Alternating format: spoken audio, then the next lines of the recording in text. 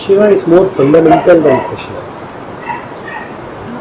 Shiva is more fundamental than Krishna. Krishna contains a lot of both Shiva and Shakti. So unless you are watchful, you will get confused. Shiva is simple and pure.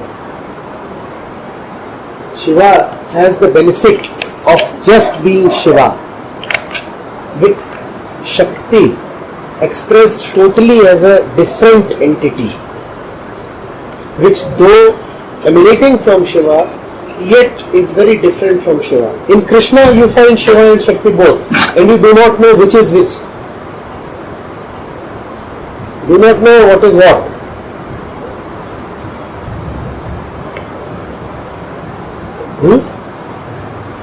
So Shakti is more the material world. Yes.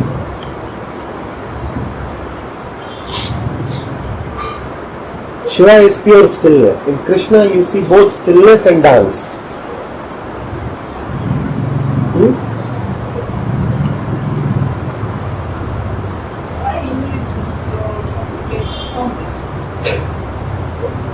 Hinduism is only as complex as life. And if you need to have something to guide you through life, it will need to be at least on the same level as life, if not a higher level. Do not ask why Hinduism is complicated. Ask why has our minds been dumbed down to look at only at oversimplified versions of reality. Somebody might be living only in black, white and grey, and then you come to see that the human eye is capable of looking at 30 more colors. Would you call that complexity or richness? I am asking you again. You are living in black, white and grey, and here you come to see that there are 30 more colors. Not only 30 more colors, 30 more mutually interacting colors. Now do you call that complexity or richness? Do you dismiss it or do you play those colors on the day of Holi? Yeah? What kind of Holi would that be? Only black, white and grey.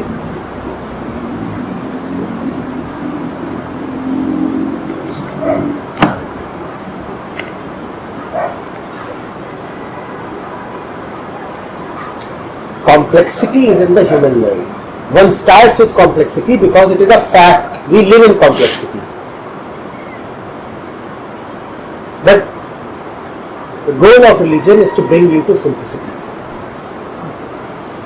Religion does not take you to complexity. Complexity already is. It is our own lives that are already complex. So religion begins from there and then takes you to utter simplicity, in which there is not much, just silence.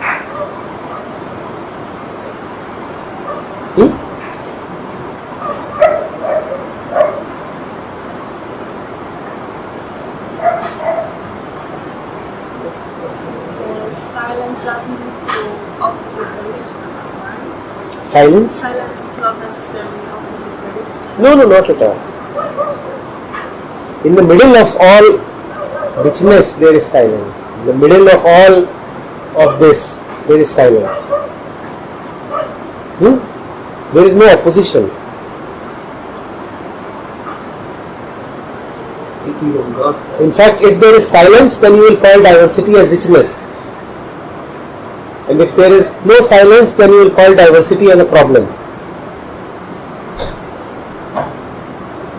Diversity can be called both a problem or fun. So much, or so much. It depends on how much power you have. Stand at the right place, have good power, then all diversity is just fun, richness.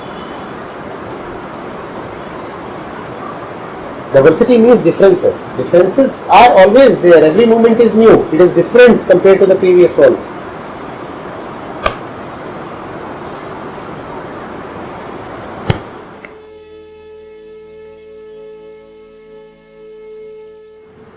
There would anyway be so many thoughts. Live in them.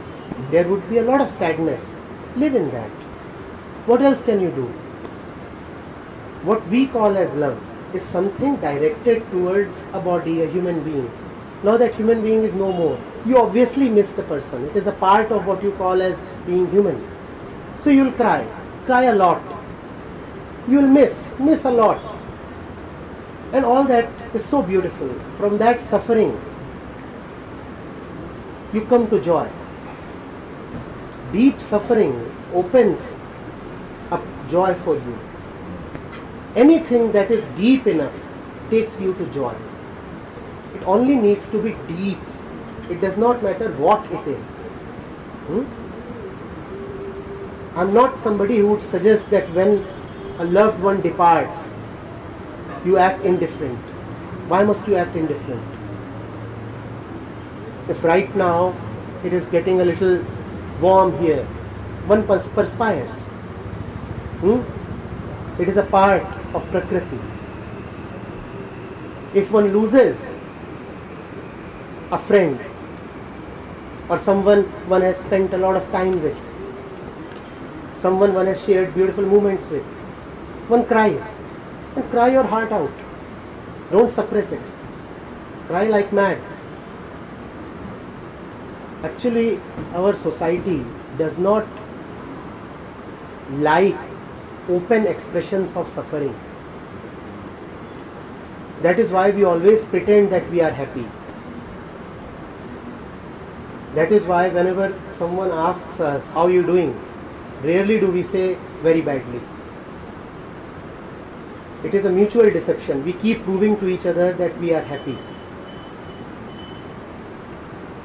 There is no obligation to prove to others that you are happy. If you are happy for a while, it is inevitable that sadness is going to come next. When sadness comes, live it fully.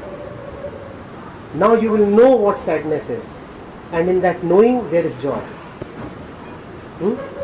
Consumption किसी भी प्रकार की हो, इसके पीछे कुछ तो suffering है, तो कंजम्पशन माइंडफुल रखें.